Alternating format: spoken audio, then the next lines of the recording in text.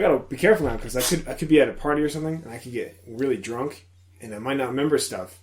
Something like that could happen. That's what I'm worried about. So I gotta watch myself, buddy. So if we're ever at a party together, make sure I don't drink. And make sure certain thirsty females aren't around. Like John.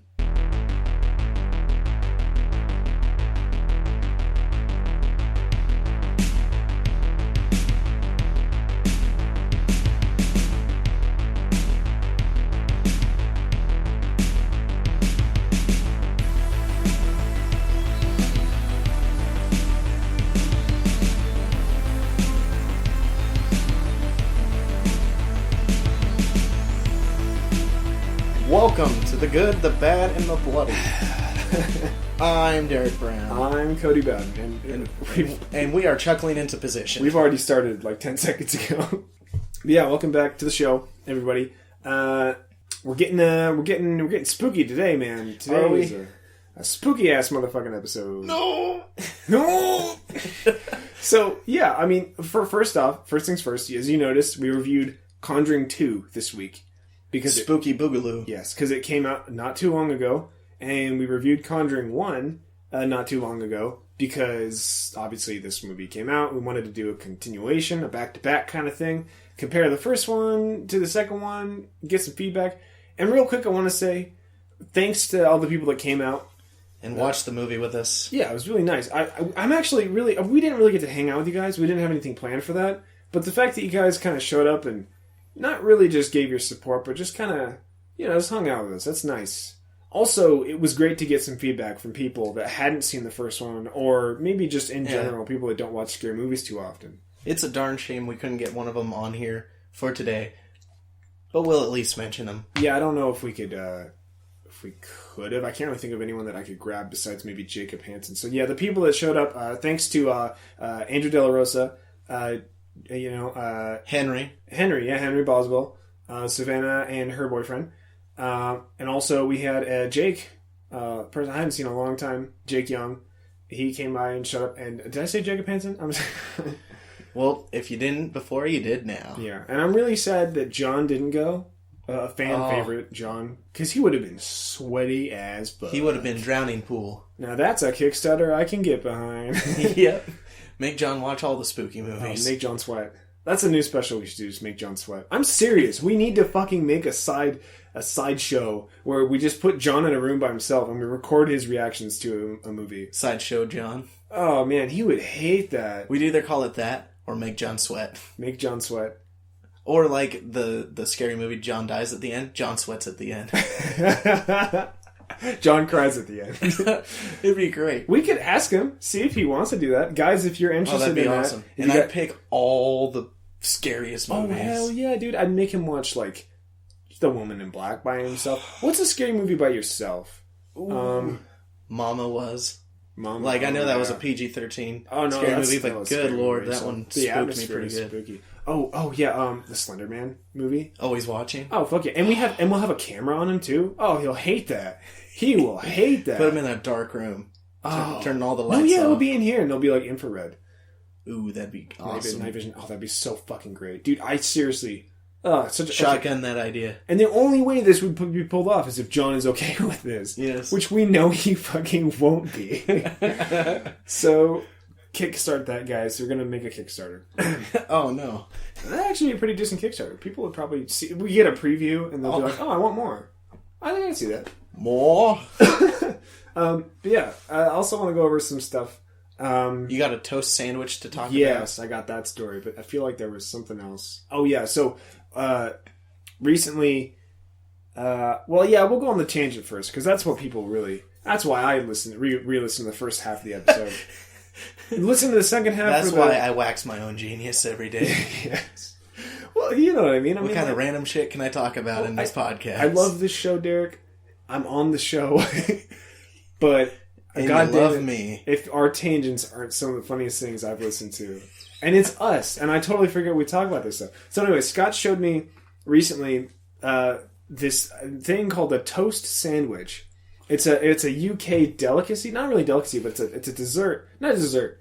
It's a food. It's a meal that was designed in like the late 1800s, and then it was like revamped as like an art piece, but also as a dish itself in like the mid 1900s. And it is literally a piece of toast, possibly covered in like salt and pepper, and then there's 2 pieces of bread on the outside of that. God damn it! I thought that's what it was going to be. Yes, and I thought I thought, no, that can't be that dumb. And no, it is, and it is. It's been quoted as being the cheapest meal possible, and there was even an award. Someone was going to give out £200 to whoever could create a meal cheaper than the toast sandwich that was feasible. Damn. And I thought, okay, it was mentioned in as an art piece somewhere in some places, but then I realized, like, it's on menus in fancy restaurants. So there's actually a fucking sandwich called the toast sandwich, and it is real, and it is really stupid. You know, nowadays people would buy that shit just to be ironic. You know, like, oh, toast sandwich. What is that? A piece of toast on white bread? Yes. Yeah, and I thought joke's on you. Now you eat that in this fancy restaurant, you faggot. The only thing I could compare it to is there's a joke from stand-up comedian Godfrey who says that he made a bread sandwich where you got 2 pieces of bread, you put that together, and then he ate that shit. And that is probably cheaper than the toast sandwich. I've had a variant of the toast sandwich before, but it was a bread sandwich. 3 slices of bread all together, because I was too lazy to go get. Was there anything on the bread? Nope. Derek, that is worse than the toast sandwich. Exactly. I could have won that. Oh my god. That is so fucking terrible. Yep. But I just thought that I should raise awareness about that. Guys, Google it. It has its own Wikipedia page, and it even has reviews referring it as like high-class pieces of art, or like what a certain artist would make his sandwich look like if he were to be a culinary chef. Damn. It's like a fucking deep topic for a toast sandwich. And it is up to debate, guys. So, what are your thoughts on toast sandwich? Have you made one? Are you that stupid? Put your comment below. We want to fucking know. I want to fucking know, because I've never heard of this stupid shit, and apparently this stuff is going on for a long time. So there's that. Also, moving forward a little bit with the podcast. So we have a video special that we've edited so far. We're just going to make an intro for it, and then hopefully we'll start pumping that stuff out real soon. We're going to see a lot more videos. We're going to rename the channel. Everything's going to be revamped, guys. And we'll make an update video once that comes around. Like I said last time, it's going to be fucking crazy, guys. There's going to be so many changes, much more content, things you can actually watch, guys. Hell, Henry was texting me right about the same time you were earlier. So I was like, oh, maybe Henry's with you. So I thought he was going to be here. But he was like, when are we going to get... How are we going to...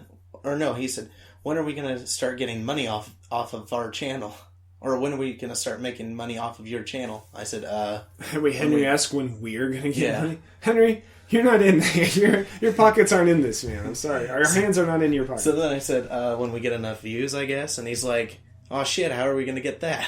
Oh my god. I was just like... Did you really just ask how to get YouTube famous? Yeah. We're working on it. Right now it's for fun, guys, so calm the fuck down. Son of a gun.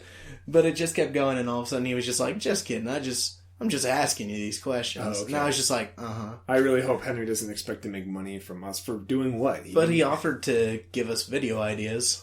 And that's cool. And then he can be in them, and then if we do make a lot of money off of one, then obviously we'll share it with him. Exactly. But, I mean, we're not going to give him pennies on the dollar for one of the podcast episodes that he wasn't even in. Yeah. I'm sorry, but like if you don't fund it or are in it creatively, then you don't get anything. Like if we end up making a lot of money from like old episodes with John in it, you bet we're going to give him a third of the money. Yeah. He was fucking in it. And Scott. Yeah, and I don't think Henry's been in an episode, but if he was, Henry, we'll give you money. I mean, that's the thing. If you're Tyler was in one. Yeah, fuck yeah.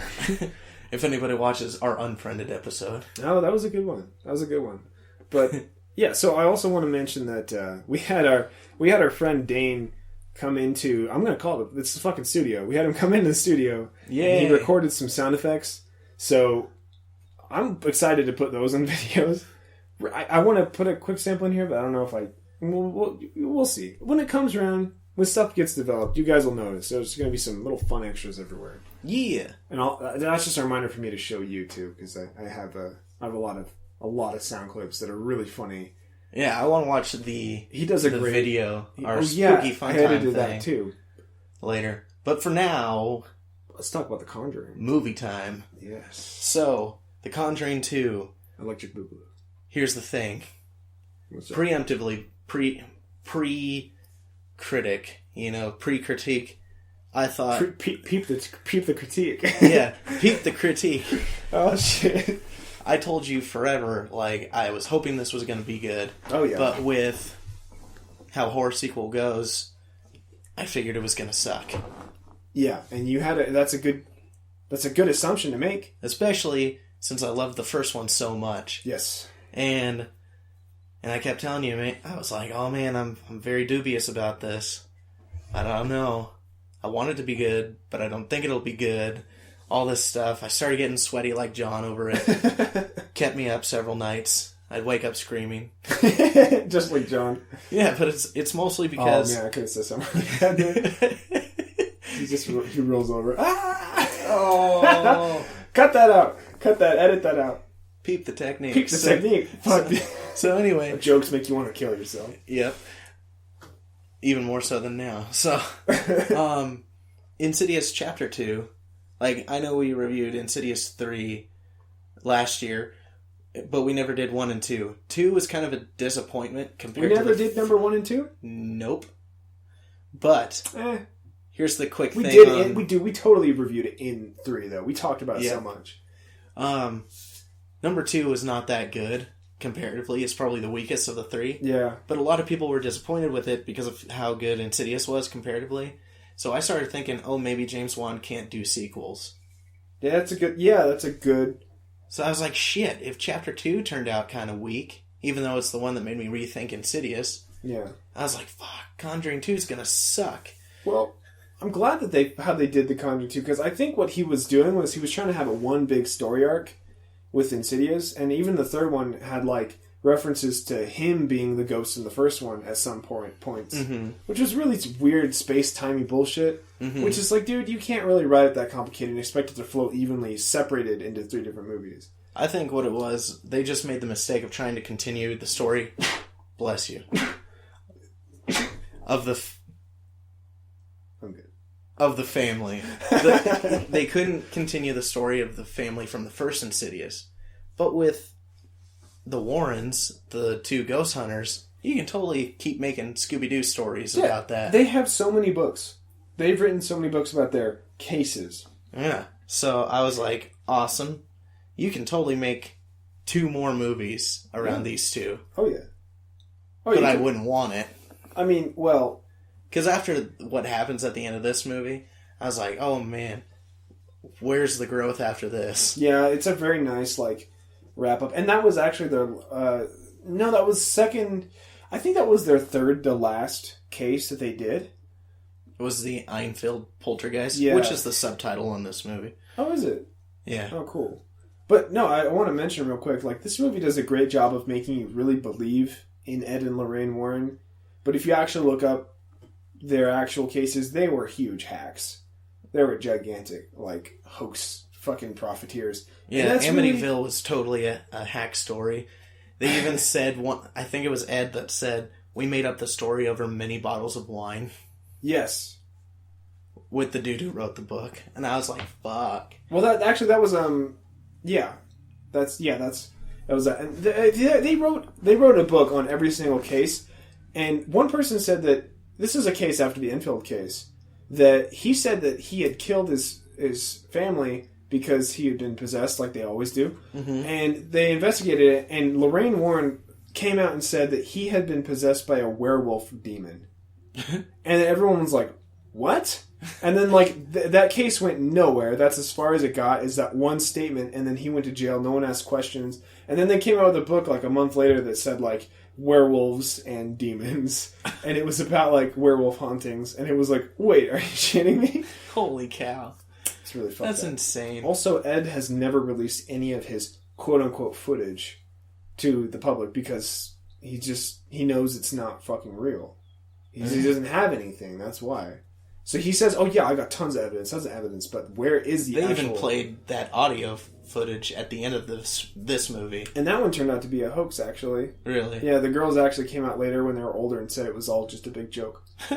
It doesn't that really makes this movie kind of sad because it's like, oh man, that was fucking cool. That's the saddest part of this movie, even though one of them almost died. Yeah, but we'll get to that. Based on true story, good enough for me. Yep, fine enough. So, this movie opens up as a bit of a retread of the first one. Kind of opens up as the same flow, as the first one, because in the first movie they do the Annabelle story and then open credits and then the real story. Yeah. In this one, they did the Amityville haunting, which was probably the best version of it I've seen. Because it was so brief. Except for the original movie, of course. Well, the original movie's crazy. There's like a pig demon in there. It's like, what? Yeah, man. Crazy shit. What the hell? And then she's like, we're not doing this. Or she's like, I never want to go that close to hell again. And then credits. You know, opening credits. Opening credits. So I was like, huh. That would be really funny if those were the end credits. Just like, that's the closest to hell I'm ever going to get, Ed. We're done. All right. They fucking credits. Conjuring 2 rolls by, just like, that's it. Get your shit and get out. So I was like, huh. Well, if it ain't broke, why fix it, right? Yeah, I like their intros. Yeah, it was pretty good. Their credit roll is really cool in both the movies. I like that logo, too. The logo is really slick. Mm-hmm. It's really classic. It's got that good 70s feel. And, man, the growth that they get in this movie is unreal. Like, there's a lot of emotional punch in this movie. Yeah. I loved it. It's spooky. The story's a little convoluted. Like, apparently the demon that was... It was a very powerful demon that was present in the Amityville house. Kind of... she used Lorraine as a conduit to go find... To attack her faith, as she said. I don't even know. I'm not even sure. So apparently, somehow, though, that demon ends up in Enfield. Mm-hmm. Maybe it was a warning that she got in that house. Because that house had such powerful connections to demons or something. Yes. That's how she could see across the fucking seas with it. Who knows? Demons? Don't you mean spirits? Like wines? I don't even... Like gin? Yeah, dude. Oh, man. It doesn't really make sense. But that's not the important part. The important part is the scares in this movie. Yes. Man.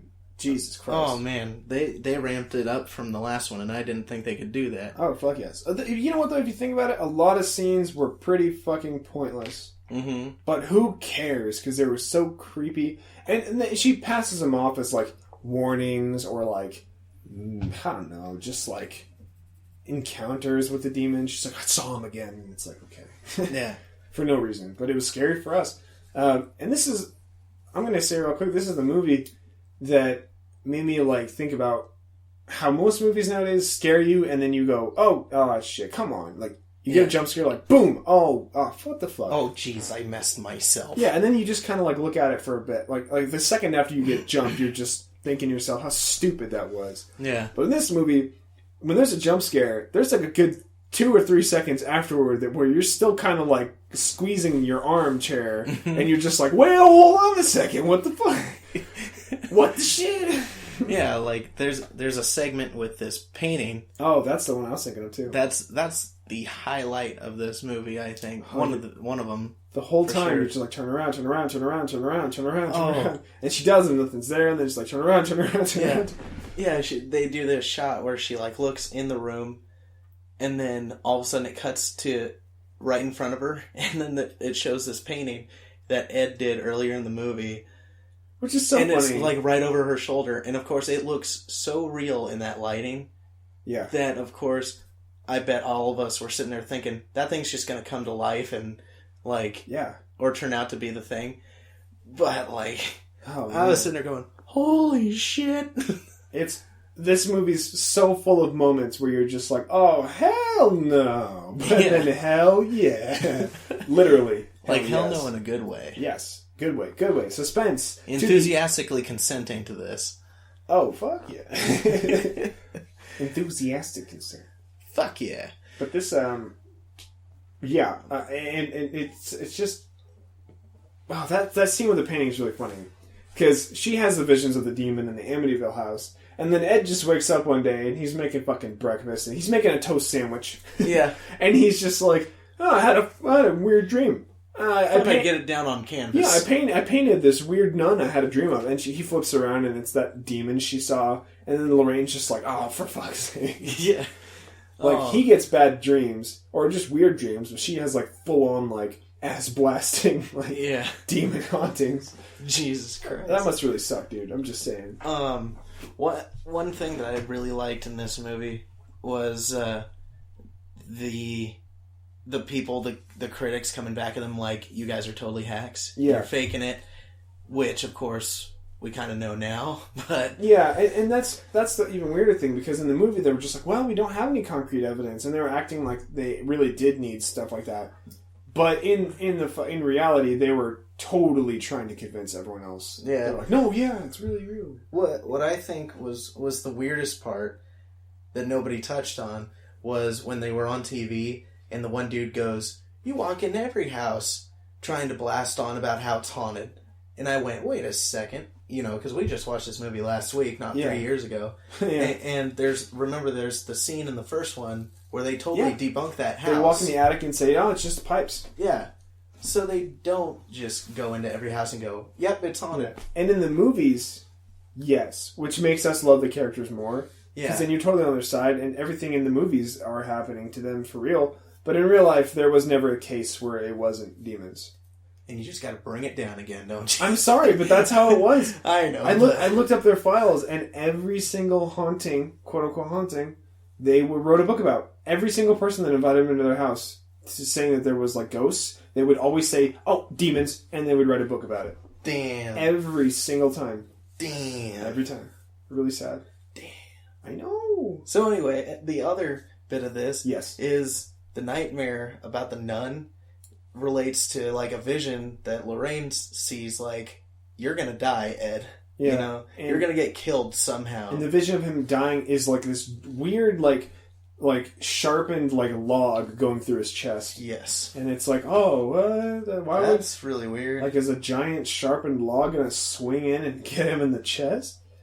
Maybe. And then, it shows up later, but not as not as I thought. Swinging log. Yeah, I thought it was gonna be like a thing flying at him, but like a demon, like killing him. Yeah, just like warping wood up in his chest, Slenderman style. Oh yeah, and then also there's a family getting haunted in this. Oh yeah, we're so focused on these guys, but they're the real bread and butter of the movie. They are. They're the only things that carry over from the first movie. Yeah. Besides the Annabelle doll in the end scene where there's in the background, who gives a fuck? Yeah, because that's the pyramid head of this franchise. Oh, it's so stupid. I hate it. What did you think of the kid actors in Dude, this movie? child acting was superb in this movie.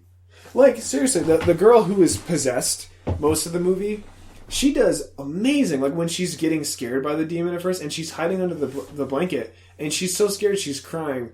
How the heck do you train a child actor to just cry like that and pretend to be scared?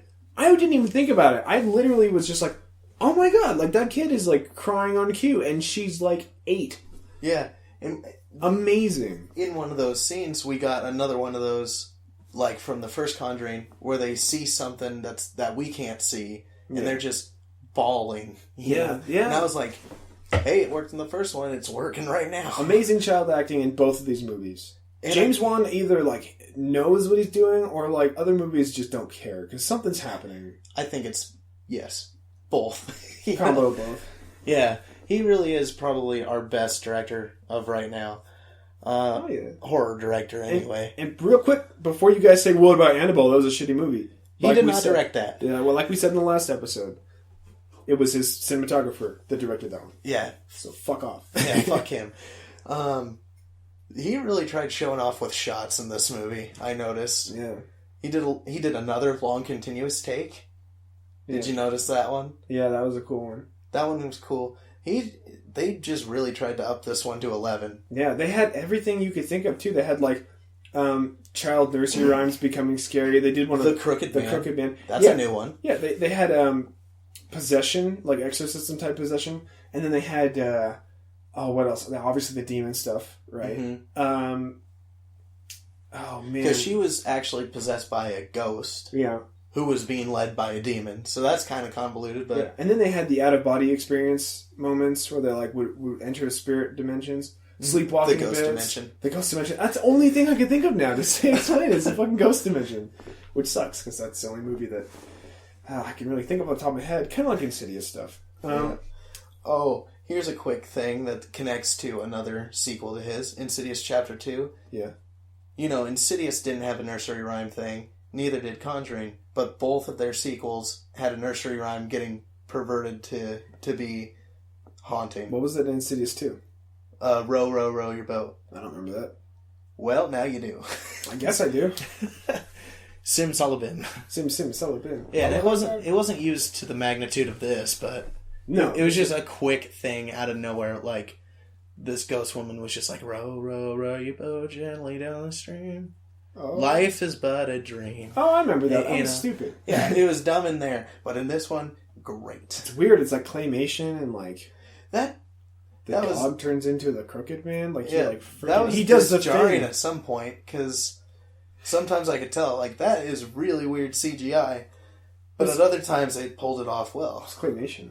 It makes it even weirder, honestly. Yeah, and then I think that was the look he was going for because he's like, I hope so. Beetlejuice kind of shit. Like we need more of that. Yeah, if he was intending to make it like look as real as possible, it didn't work. Yeah, nice but if try. it was just to be like otherworldly, like.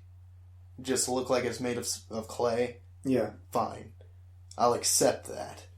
That lesson that takes away some of the criticism I was going to give for this movie.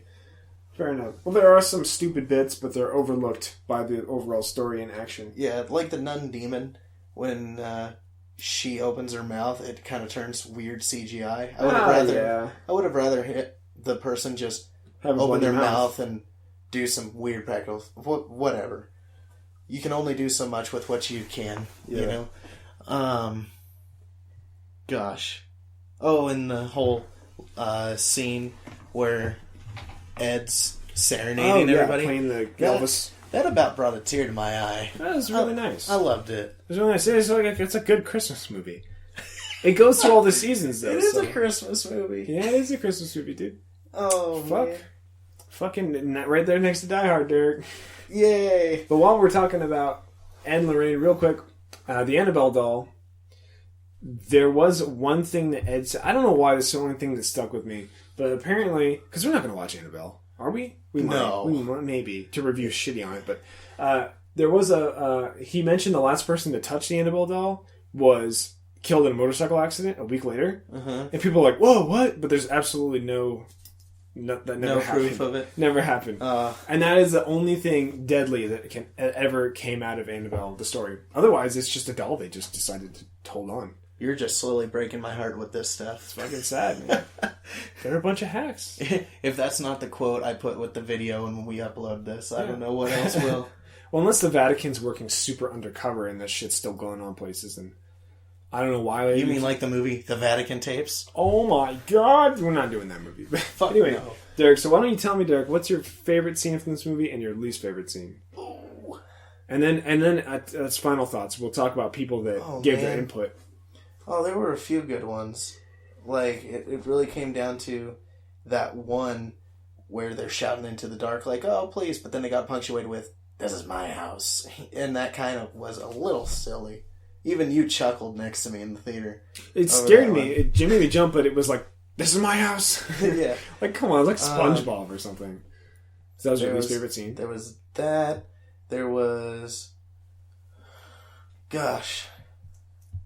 I kind of want to just go with the one... I'll go... Since this is a horror movie, I can't go with the romantic stuff. No. I would anywhere else, but believe me, that's good. It's the one where he's talking to the girl in the chair. And then it slowly morphs to show the ghost that's possessing her. Tells her to turn around. Yeah. How'd they do that? Movie magic. It's kind of cool. That was probably my favorite scene, because I didn't even notice it until it was fully the dude that was possessing her. And you guys will know what that scene is when you see it. There's basically a part where they interview the demon. Well, the girl as the demon. Yeah. No, the demon in the girl, whatever. The ghost. But they slowly dissolve to show the old man that's possessing her. Because in the background you see her and she's just always kind of blurry, but then like you said, eventually just morphs in. That was probably my favorite because I've not seen anything like that before. It was cool. Because usually it becomes sudden, like, "Brr, Yeah. this is my house." What was your least favorite scene? Oh, my least favorite scene. I think it had to be... I think it actually is where they do the dream thing in the Amityville haunting. Really? Where Ed gets spiked through. Because I was like, I don't need to see that. Like, she could have explained that away in some other little bit. But just the way that he moves so rapidly with... I don't know, the way it looked didn't quite get pulled off, in my opinion, as well as it could Yeah, have. it was kind of dumb. It was just like, oh, okay. Guess that's the thing that's going to happen. Interesting. What are your best and worst? So my favorite scene, for freaking sure. Totally lost it. Oh no! Oh man, what was it? Hold on a sec. It was probably the scene where the haunting just starts, and the little boy is going to bed. The boy that has a stutter, and he's going to bed, and then all of a sudden he trips on like his fire truck toy. And then he like wheels it back into his little tent that he has made in the corner. His Which is play kind of tent. like the Sixth Sense kind of Yeah, tent. it's like a blanket fort. It's like a blanket teepee. And then all of a sudden the toy like rolls back out, and then it like makes noise, and he's like, "What?" And goes all the way to his room, and he's like, "Holy shit!" Like something pushed it back out the thing. So he pushed it back in the teepee one more time, and then there's just really loud, just like screaming, like "Ah!" Yeah. from like the old man, and it's just like, "Holy Jesus!" like, dude, I would cry. Yeah. That scared the hell out of me. For sure. That was absolutely terrifying. But least favorite scene, though? Least favorite scene is when, not going to spoil too much. I'm going to try not to spoil this movie. I mean, like, people got to watch this. I'm serious, guys. Go watch this movie. And we'll give you reasons why at the end of this. So, there's a part where they figure out how to defeat the demon, the nun. And Lorraine finds out. She's like, "Oh, I asked you this, and you told me." And it was so fucking that came off a stupid. little hammy. And then she like reads the Latin name of the demon out loud, and it's just really stupid. I've never understood why that's a thing know. for the weakness of a demon is to know their name. Go ask your local Catholic. Catholicism is, according to Ed and Lorraine, the one true religion. I'm serious. I'm serious. I know. No, that's really funny because that's the same weakness as Rumpelstiltskin, and that's a fairy tale. What's that say about? I don't know, but I've actually heard that lore before, that your name gives you dominion over the demons. Their name. Which is just funky. But anyway, so real quick points I want to make. So that's our opinion. Oh, we should give it a rating. Oh, Derek, we've reviewed it a little bit, talked about it. What do you give this movie out of 10 spooks? Gosh. And I remember being cheeky when we first got out of the theater saying 9 3/4. Jesus Christ. There is no such thing. Not on this podcast. No, sir. Yeah. I give it a 9.5. 9.5. 9.5. Where did the half get docked from? This movie doesn't feel as cohesive to me as the first movie. Really? Yeah. Like, there were some parts that kind of dragged a bit. Yeah, it's a little silly sometimes. And now, since it's a few days later, I can't exactly remember where it exactly dragged. Because it dragged. But there were a few points where I was just like... Yeah. But it was usually right after a really big scare. Like, all the good stuff in this is overall... almost overall better than the first one. But then the low points are lower than the first movie. That's so true. What did you give the first movie? A 10. You gave it a 10? I think I gave it a 9, didn't I? A 9 or an 8, I think. I don't know. Well, We'll have to go back in time. I give this movie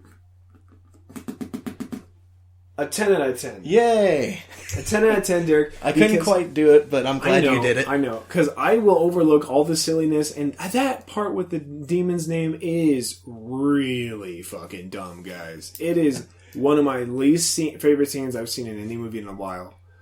But it totally gets a perfect movie. Totally gets overlooked because I mean it's, and I'm going to mention this too. We asked the people that went with us if it had suffered from maybe you need to watch the first one to understand it. Sequelitis, as it were. Yeah, there was none of that. People that had not seen the first one followed this one perfectly fine. Yeah. In fact, they thought that the first movie was about the Amityville Horror because that's what it opened with in this. Ooh. Which was like totally fine because like it didn't matter because it was a side plot. Mm-hmm. It was a jump from movie to movie, just to fill the void. So yeah, there's none of that in there. Damn. I don't know. I feel like it's just so scary. Like it's good. It's glad. A very solid movie. There needs to be more movies that make solid, you jump. Just excellent. Yeah, really. make you shiver, put you on the edge of your seat, and not like Green Inferno, where you're on the edge of your seat because you want to vomit into your bucket and but, cry, but you don't want to miss the bucket. I'm on the edge of my seat on this because, fuck, man, if I sit down, better not relax, It's like when someone tells you something important, it's like stand up, you want to hear, or sit down, you want to hear this. Fuck it, who cares? I don't know what I'm talking about. All I'm saying is my ticket paid for the whole seat, but I only used the edge, so I want a refund. Oh man, that's going to be the other quote we use for this. Ticket pays for the whole seat, but you only need the edge. The edge rocks. Yes. So, final thoughts, Derek? Oh man, there's a good reason why this got a double feature. This is the first time I've seen a horror movie series get a double feature in a movie theater. A few weeks, or like the day before, the Thursday before it came out, the 9th. They were doing a double feature over there at Majestic. Oh, really? We should have done that. I wanted to go, but I had physical therapy. Oh, I didn't know. So I was like, you know what? Better not tell it to Cody and get his hopes up. And I was just like, it's $15 for both movies. Oh, man. That's a matinee price for both movies. I would have done that. But, yeah, I wanted to, but... And I was like, of all the movies, why these two? And now I totally see why. It is a perfect double feature to do. This is great. I bet if you watch it back to back, it'd be like one long movie. Yeah. That'd be really fun. Yeah, the two Insidious ones you can watch as one long movie. Yeah, but the second half gets kind of shitty. Yeah, but I can also watch every single episode of Thomas the Tank Engine back to back. Get the same effect. Ashes and Cinders. This is different. Ashes and Cinders to top of that. Boy, golly. But yeah, you can watch either movie by itself and it'd be great. Yeah. So you watch both of them together, I'm sure that'll be awesome. Even better. Go fucking watch this movie, you pleb. And stop, don't say, I had a friend, Rachel, she told me that her guy friend, had nightmares and couldn't sleep after watching this movie. And my first thought was, what a bitch. But then my second thought was, yeah, that sounds about right for the person that doesn't watch as much movies as we do. Yeah. Maybe they're not, like John. Well, I thought about it every time I went into my kitchen without the light on. I thought about the nun from this. And I was just like, I know you're not real, but... Oh, dude, I had to deal with, my door being wide open at 3 in the morning with all the lights off. I didn't even think about that. I was just, fucking tired. I'm in the zone. I'm going to fight somebody for waking me up. If a demon comes into my house... fucks my shit up at 3 in the morning, I'm just gonna be like, shut up! And it's just like, oh, sorry, geez. Demon ain't paying rent. He needs to get the hell out of here. Freeloading fuck. I'll fight a ghost, I don't care. I ain't afraid of no ghosts. I ain't afraid of no ghosts. No, I'm not, dude. I would be a pretty good Ghostbuster for the first week. After you fight the first one, you're just like... I'd be fucking done. I'd be so fucking done. Anyway, so I guess that about wraps it up. I don't know about you, Derek. I was going to bounce the idea off of you right now. What do you think about recording video for just our podcast? Dude, I mean, we're only doing 30, 40 minutes a podcast, and we don't have to edit the video at all. We just record it. Yeah. I don't know. How do you feel about that? We might try it eventually. But for now, I've got bad news for you. What's up? The next movie that's coming out in theaters. Oh, gosh. So wait, is that a... We're going to talk about that? Yep. Okay, we might do video for you guys next time. Because people, I mean, come on, how hard would it be to set up a camera? Not hard at all. We did it for the best and worst. Yeah. And we'll make it look nice. We'll both sit on the same couch or... Well, no, we'll figure it out. Anyway, we'll do it cuddle. We'll do Good Mythical Morning. We'll have it in the middle. Hell yeah. So anyway, our next movie... Yeah, we're watching next week, Derek. The Shallows. That shark movie. Already? Yeah. No, what day is it? No. What day is today? I don't want it, Derek. It's like it's like karma, man. We get a really good movie like this, and then we have to go and watch that movie. You know it's going to be filmed really well, but the content is going to be so boring. Okay, no, I bet it's going to be like when you're watching, you're like, wow, it's so intense. Like, what is she going to do? But You know what's gonna happen. Yep. I hate movies where it's just one premise, like 127 hours. Mm-hmm. It's just like, gets his arm caught in a rock. That's the whole movie. But you gotta see it. How it's done is really amazing. Yeah, but it's still just a guy with his arm under a rock. in a canyon. But anyway... I had my hand down my pants for 127 hours. They didn't make a movie about that. No, not at all. I sure watch a lot of movies. It'd be a lot more interesting if you had to cut your arm off. Oh, hell yeah. Oh no, my hand is stuck up my... Anyway. So, The Shallows, I looked it up and it said the 29th at first, which is Wednesday of some sort. So I was like, that doesn't sound right. So then I looked up it again and it said the 24th, which is a Friday that's coming up. So... by the time we get this up, it'll be a week from then. Oh, wow. Okay. Which hurts. So, I'm thinking already, if The Shallows turns out to be as bad of a movie as it is, I don't know. Or if it turns out to be good, either way, we should watch Jaws after it. Oh, hell yeah, dude. Well, we should watch Jaws regardless to cleanse our palate. Mm-hmm. Because we're going to need it. You bet. My guess, I'm going to preemptive strike on this, on Shallows, 6 out of 10. We'll see. Do we have to watch it? 6 out of 10. I'm going to rate it right now. And then we're going to watch it, and then I'm going to give the same fucking score. You watch. And then I'll just say, wow, looks like I watched it already. I'm going to preemptively give it a 5, just in case. Good. It's a perfectly average movie. Okay, well, anyway, guys, thanks for listening to another one of our crazy fucking episodes. Maybe we'll have video next time? I don't know. That's something you guys have been talking about, but it would ruin the idea of a podcast. It'd be a vidcast, but we'll talk about that. So join us next week when we watch The Shallows in theaters. Whether Cody likes it or not. Goodbye, everybody. You know I'm not going to fucking like it. You like it, young man. God, no. Get it out of me. Hi, I'm Cody, and I like dicks.